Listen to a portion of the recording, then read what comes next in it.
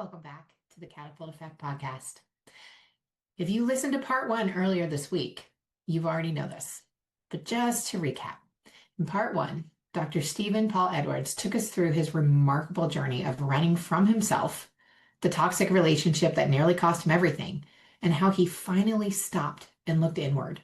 We talked about patterns, shame, and what happens when you realize wherever you go, there you are. In part two, we get into the real stuff, how toxic relationship patterns show up directly in your business, why boundaries are non-negotiable for entrepreneurs, and Stephen shares something that I think will genuinely shift how you see everything that happens to you. Come join me. Let's get into it. Welcome to the Catapult Effect podcast. I'm Katie Wrigley, neuroscience coach and entrepreneur.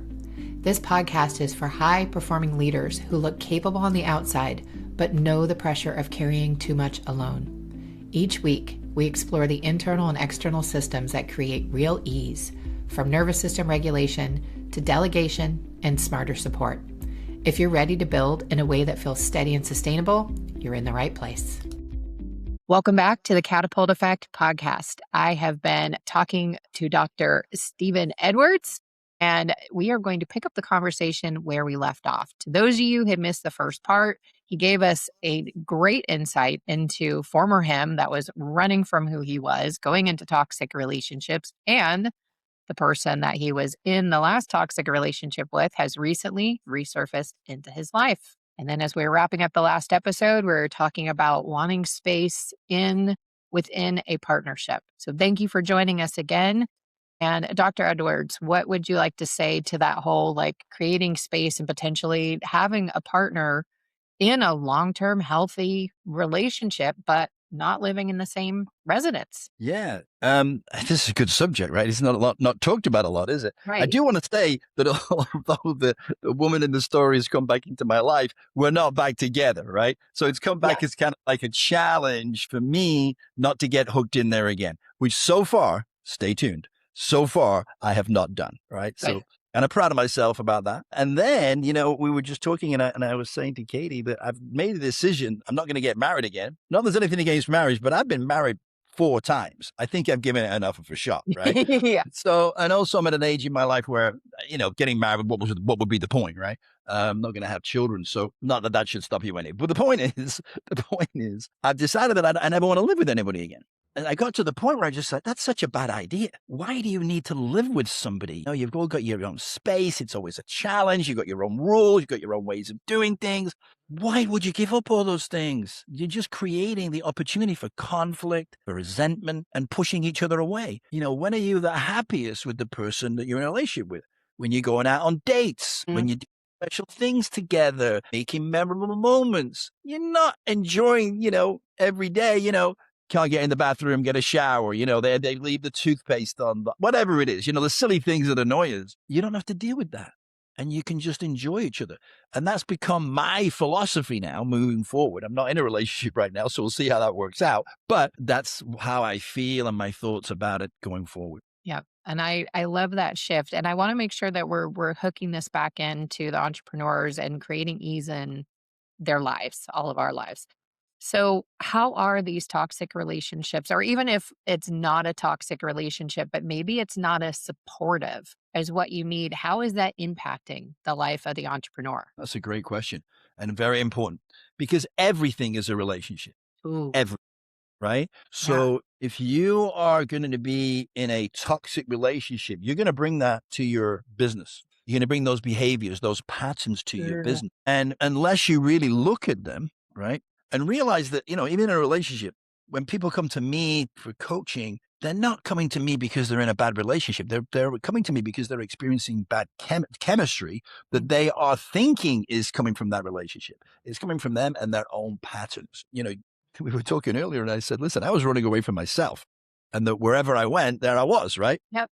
Same thing in your business. It doesn't matter if you're in a relationship or not with the person of the opposite or the same sex. You're in a relationship if you have a business. Mm-hmm. Business is a relationship and you bring those patterns to your business. And everybody who works with you, you're in a relationship with them. And if you're in a relationship with other people, then you need to recognize these patterns so they don't push the people in your business away and that you attract the people who are going to, get behind your mission, your vision, your purpose, who are going to love being with you at work, who are going to respect you, see you as a leader, right? Not try and knock you down, right?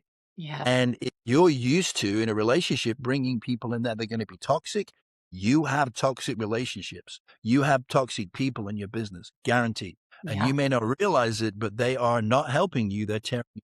Yeah, you are so right about that. And I was actually just reflecting on the last relationship I had been in, which ironically was also as I was doing the math, I'm like, oh, that was a little over 3 years ago. So I've also been on a 3 year break. I wasn't necessarily intending to take, but it's working for me. Like I'm open to meeting someone, like you mentioned, like organically, like I don't want to go back on the sites again. And I did a lot of work to be able to be ready for my partner, but I wasn't in a place like, and it's still not a focus. Like getting my business to the next level, that's so much more important to me. And I love how you equate the business. You're right. It is a relationship and you're pouring a lot of yourself into that business, especially if you're in a heart led business like you are, like I am.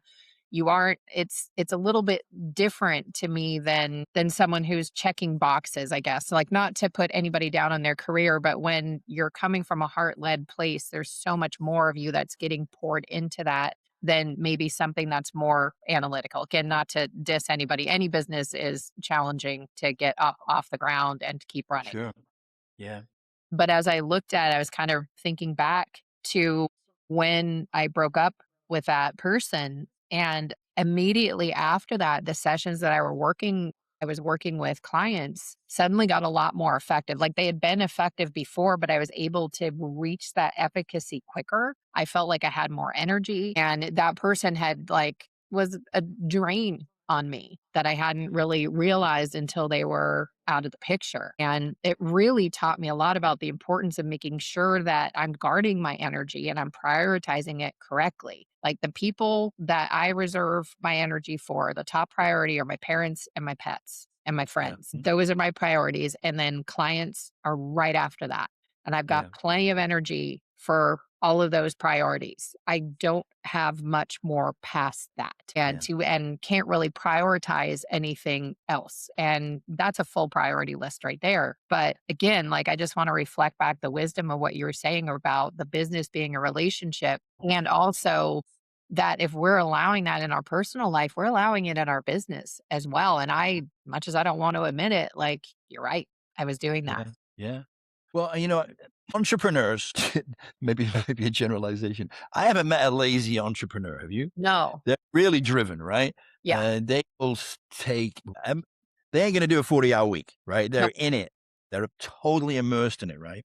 So one of the challenges that can come with that is you're expecting a lot of yourself, and therefore you are going to expect a lot of the people around you. Hmm. They're not the entrepreneur. You are. So to expect the same from them as you expect from yourself is a little unfair, a little unrealistic, and it's destined for problems. People are going to be leaving because they've got a life, right? I, They're not, this isn't their business, right? This isn't their child, right? They have children. They don't need your child, right? They have relationships outside of this. So, and I noticed this with a lot of entrepreneurs that they have high expectations, and that's great for yourself. Now, not only does that affect the people they work with, who else does it affect? yeah. Your partner, right? Your partner is going to be affected by that because they're like, I'm just not that committed to that. I'm just not committed to this. And entrepreneur can see that as weakness, just not, being prepared to do what it takes. You're lazy, which isn't true, right? But that's projected onto them because that's how they feel about themselves if they're not just giving their all to what they're passionate about. So, and that creates stress. And it's in moments of stress that the patterns that we try and hold back that we don't want anybody to see become apparent. And they're usually destructive patterns, right? You got to work on yourself. You have to, I tell people, you got to get help. Oh, you're just saying that because I'm telling you, listen, I know myself. I have help. I have people help me. Right. Yep. And it's like, when an airplane is, it goes 30,000 feet in the air and it suddenly plummets and the oxygen mask comes down. Whose mask do you put on first? Yours. You got it, right? Otherwise, what? You're not going to be able to help anybody else, Yep. right? You got to help yourself first. And so many people have this thought that, oh, I got to take care of everybody else first. I'm last. No, you're first. You're Yeah. first. And you have to be prepared to do that. It's like when I talk to people about investing and people say, I don't have any money to invest. I say, yes, you do. Yes, you do. But you're doing it in the wrong order. You're taking care of everything else first and you got nothing left. What you have to do is invest first. You got to invest first. You got to contribute first, right? Yep. So there are 6 needs in our human consciousness, right? And we need to fulfill them all. And we will, in either a positive or a negative way. But the 2 primary ones are we've got to feel like we're growing, we're becoming more, expanding. And the other one is that we're contributing, Yes. that in some way we make a difference. And if you think about it, everything in nature is either growing and expanding or it's dying. It's either growing and expanding, becoming more and contributing to nature, or it's dying. There's no middle ground. Yeah. So how can you fulfill those at a positive level? Well, there's ways to do that. Right. Yeah. Being an entrepreneur is tough. Like you said, it's not easy. Yeah. It's not The for the biggest faint of one of the big last thing I'll say about being an entrepreneur is that without realizing, people are not entrepreneurs, they're solopreneurs heart. Yes. because they want to do everything themselves. Why? Because no one can do it better than me, right? That's the thought, right? The thought is, if I'm going to do it, it's going to get done right, Yep. which may be true. And maybe someone can't do it quite as well as you, but you're not going to do anything well in the end if you try and do everything. Dr. Ben Hardy and Dan Sullivan's book, Who Not How, comes to mind as a really good resource. And I had someone help break me out of that solopreneur thing. And it's so uncomfortable, Yeah. to do. But you need to, because and you're right, you wear all the hats in the business initially, but you need to at least get a VA. And I have another episode that Kate Linehan did with me a couple weeks ago that goes into the importance of a VA and how to make sure you're not falling into the unicorn trap and all of that. But it is Yeah. really important to have that support. And again, if you got that pattern running, bringing in toxic relationships, guess who you're going to hire? Probably someone that's not a good fit for you.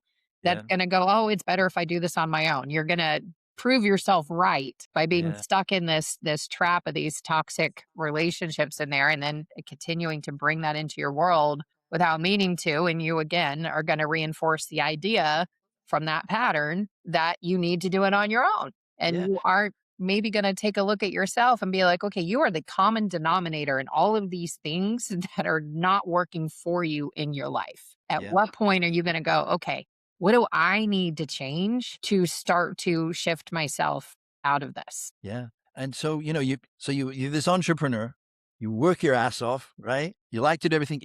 You become a little bit of a perfectionist, right? Mhm. So when you get a VA, this is what will happen if you don't deal with the pattern. You get a VA and they never do anything right.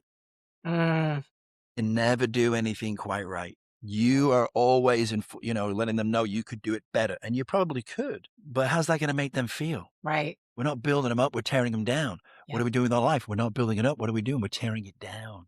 We might have a short-term success, might make $100 million, but it's coming down. It's going to come down, right? And the higher heights you reach, the bigger the fall, right? And Mm, finally, all that catches up on you. We've seen it so many times, right? With some different people. Dealing with this stuff, people think, I get to that later. I get to that when I've made 100 million, or I get to that when I've got the business where I want it to be. No, it's putting your oxygen mask on first, right?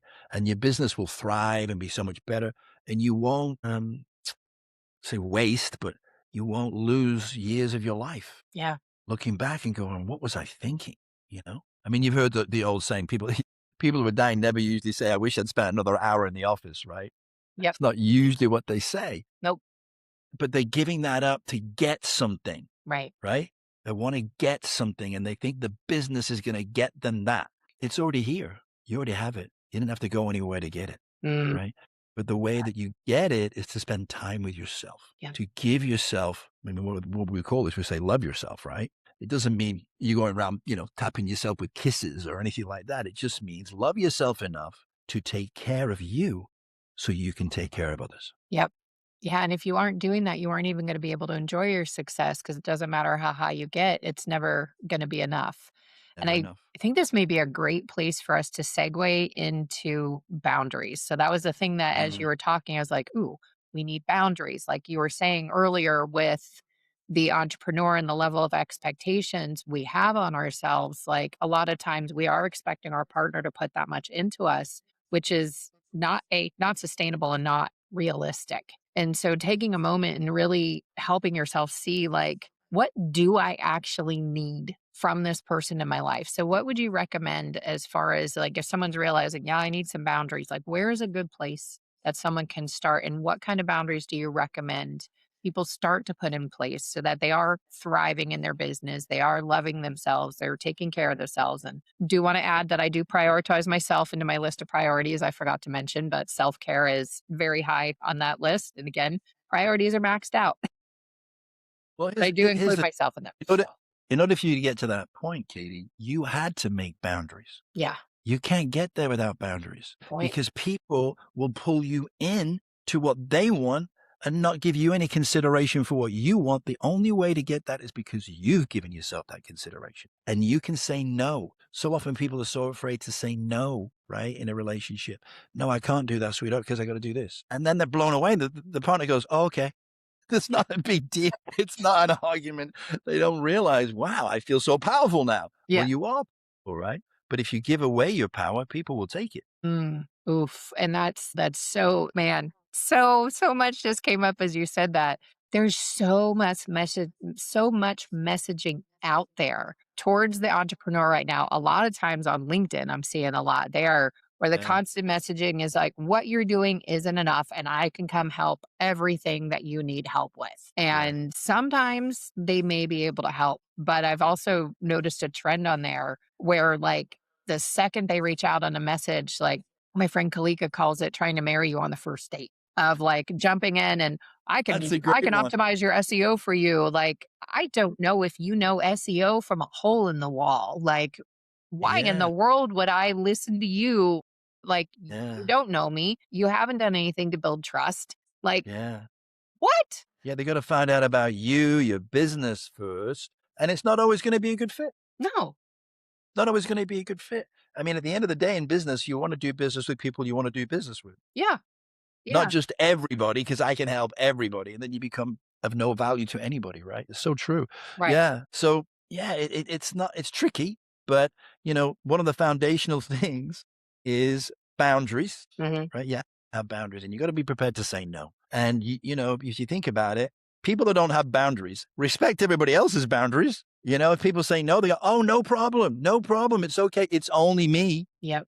Right. So you've got to be prepared to set your own boundaries. And the other thing that comes difficult in relationships is we all come from different backgrounds. Mm. No, you come from, your parents who had certain rules, certain values, and we go over those and we just think everybody's got those rules, right? Everybody's got those values, right? And you get in a relationship, you find that's not the case, right? Yep. They were brought up in a whole different household, a whole different environment where their parents had a whole different set of rules. And most arguments are not even about the argument. They're about conflict of rules. Mm-hmm.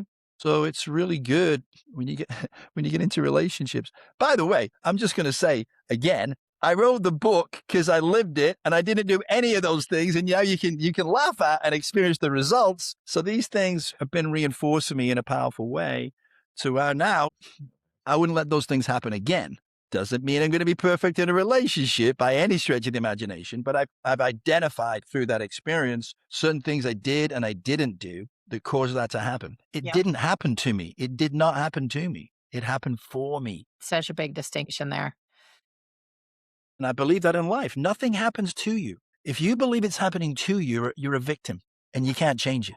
But if you recognize that you somehow drew that experience into your life for a reason, and listen, I'm not saying that I believe that and the instant everything happens in my life, right? Sometimes I go, no, come on, that's bullshit. That happened to me, right? And then finally I'll calm down and I go, okay, I believe this and I've got to be prepared to look at it and I've got to find the silver lining. How did that happen to me? Like this situation with Tomas coming back in my life, right? Freaked me out. Okay, how's it happen for me? It's not happening to me. It's happening for me. What am I getting from this? And there's just been so many gifts of her coming back, even though I haven't spoken to her, right? So many gifts of that happening. So Nice. having beliefs are powerful, right? Rules are powerful. Values are very powerful. They're like magnets. You can pull them apart for so long, but they're gonna smash, right? So what do you believe about life? What do you believe about yourself? What do you believe about men, women? All those things are going to impact your life. So at some point, this is why it's good having someone that can look at your life from an outside perspective, right? Because they can say, well, based on what you're saying here, I can see that there's a values conflict. I can see here that you think this is happening to you, don't you? Well, yeah, isn't it? No. Only if you want it to be, only if you believe it to be. Now, what if you could change that belief to this is happening for me? Now, Huge. not just say it, but you really, really believe it. You know in your heart and your mind, something is happening for me here. All you have to do is discover it. And once you have that belief, it becomes apparent. Yes. Oh, yeah, I see that now. Yep. Right? Yeah. And I want to add something there that even as we realize that this is happening for us, it doesn't mean that it feels like a fucking birthday party. Like, No. it does not. Oh, A lot of times you're like, this is happening for me. Like, it's not yeah. comfortable. So I just want to say, it's not like you're like, oh, this is for me. Like, No. no, that's not the way it goes. It's, but understand, like, it is a big mind shift to do. And it doesn't mean that it's comfortable, but that allows you to see those lessons. And when you see those lessons, then you're less likely to repeat that pattern again because, oh, I got it. I got it this time. May have had to learn that 5 times. Like, I had to get disabled Yeah. before I started to listen to my body. Like, that is an Yeah. extreme level of ignoring what is Yeah. going on with you to get to that, to go from jumping out of planes to disability, a year and a Mhm. half between the 2 events, less than a Yeah. year and a half between, yeah, barely over a year between the 2 events. So I think about it. Like, that's a rapid decline. And I can go back and look and say, hey, all these things were happening for me. And I was going, no, no, I don't want to see, I don't Yeah, want to see that's a this. tough Have one my to own blinders at on. that point. Sure. Yeah. Yeah. And So yeah, no, it's a really good point, Katie. It's a really good point. It there's going to be pain. You're yeah, going to have pain, no question about it. And sometimes I say to people, listen, I didn't say it was going to be easy. right. I'm just saying it's going to be worth it, right? I'm saying it's going to be worth it in the end. And that journey can take a long time. Hmm. Yeah. The journey I went through took a while, right? Right. And I'm not, and I said, I don't want to go through that again, but I feel blessed that I did. Yes. And I think most things that we go through like that incur so much pain or experience so much pain from, doesn't mean you're going to want to do it again. Right. But from having that pain, from going through experience, you become so much more and you become happier and you've got more emotional, physical, spiritual, and probably financial freedom. Yep. Yep. And now all of that can get fed into the business as well, because now you've got all this energy, all of these good things going on, all of these patterns that are working for you. That's going to snowball in a good way. The same way the toxic stuff snowballs in a bad way. You get the good stuff going, you get the mindset right, you clear out the destructive patterns, and now you're snowballing in the best way and you're pulling in more of what you've been working towards. And it gets easier to be able to do that as you start to get that momentum going. Yeah. The other thing that you have at that point, which you can relate to, and which is one of the most powerful things you can have, is authenticity. Yes. Saying words, you've lived it. Yep. And that also gives you a way to connect with people, empathy. Hmm. You can't have unless you've been through it to Nope. some degree. And the other thing it does is it takes away the judgment, that you're never judging people. You recognize that we're all going through shit, right? We're all going through all these kind of things. Maybe not exactly the same, but it makes it relatable, Yep. right? We can relate to each other. We don't judge each other. Doesn't matter where you come from or where you want to get to or where you are, right? We're all human beings struggling in life. Billionaires are miserable very often, right? Yep. Because they've given up their entire life to have that B next to their name, but there's nobody left. And they're all alone with what? Pieces of paper, nice car, nice house, but not love, right? And then they go out and try and buy love. Yeah, that doesn't work well. It doesn't go. That works as well as running away from yourself. Yeah. And, they probably spent most of their life thinking, I got to make all this money to get the right woman. They get all the money, and then the woman just wants him for his money. Ugh. And if she doesn't, he believes that's what it is. Yeah. And now that's the lens they're looking at through the relationship. You can never win. You can never win. No, nope, not. And the win is when you turn inwards and you deal with your shit. You do the work to help eliminate these toxic patterns. And you really start to harness your own power and step into that and really get the value you're bringing to the table. That's where you get that peace that you're looking for. That's where you get to enjoy your success. That's where you have healthy, nurturing relationships in your life. And that doesn't mean that they aren't going to be challenging. As humans, we actually thrive with challenges. We maybe don't Mhm. need to make them massive every time. And a lot of times we make them harder on ourselves. But as humans, challenges actually help us thrive and help us feel resilient. And doing hard things makes us feel better about ourselves when we're able to do them. If we fail at them or barely do them, it still gives us something to go through these challenges we give ourselves. But it doesn't mean it's going to be easy. We're talking about simple concepts, and simple and easy, in my experience, are rarely synonyms in this work. I was just thinking when you were talking, and you said, "What is a win when we work within?" Mm. So what if we broke up that word and made win Ooh, I within, like right? that. I Doing the like work that. inside. You inspired it. And then the other thing, which sounds very hypocritical coming from me, right, is to stay in the relationship. Mm, In the book, I write about the new sexual revolution, right? And I talk about, it's very easy to leave a relationship, particularly today, right? Get in and yeah. out, right? But then, like we talked earlier, wherever you go, then I'm going to take 6 months off, and I'm not going to date, right? And then you date, and you meet someone in the, with the exact same character, personality in a different body, right? Yep. So if the change has to happen within you, right? Yep. So, and I write about the fact that you've got to be. A lot of people get married, and they think that's the end of it. Not have to work at it anymore, right? You marry me now, this it was stuck for life, right? Yep. And it doesn't work like that. You've got to work on it, but it takes two. You both got to be working on it, right? So, and what often happens in a relationship, it gets a little stale. The sex gets a little stale, right? There isn't the adventure anymore. So you have to create it. And you have to be prepared to talk about each of the sexual fantasies. And you don't have to act them all out. I mean, some of them are just not practical, right? But you can get a sense of what, women tend to want an adventure, right? They want a story, and they want to be in the story, and they want, so fine. Okay, let's go to a motel and have sex in a motel. If it excites you to have sex, in a public place, the danger, Yep. fine. What if you get caught? So fucking what? What are they going to do? You're going to go to jail for life? No. Is it going to be a little bit embarrassing? Maybe the person who catches you go, good for you, right? I don't know. But you got to be prepared to take some risks. Life is risk, Yep. right? And so if he wants you to dress her in the bedroom, fucking put something on. Or she might like you to wear a certain type of underwear. Who fucking cares, right? Right. Get with it. Yep. You got to be prepared to do things for your marriage, right? And so many people are afraid to show affection, like with the kids. I say, listen, when you're in the kitchen and your wife walks by and your kids are there, slap her ass, let her know she's attractive, and the kids see it too. And they're going to feign disgust, but they're going to like it. Yep. Because they're seeing that you are still in love and you still find they're attractive. And you're setting that up for them to have that expectation in their relationship. Because if their partner doesn't do it, they're going to go, something's not right here. Why doesn't he show me that attention? Why doesn't he find me sexy anymore? And then they'll go and talk about it without judgment. And, people they talk about intimacy, right? To me, see, you've heard it a million times. It's one thing to say it. Here's how you do it.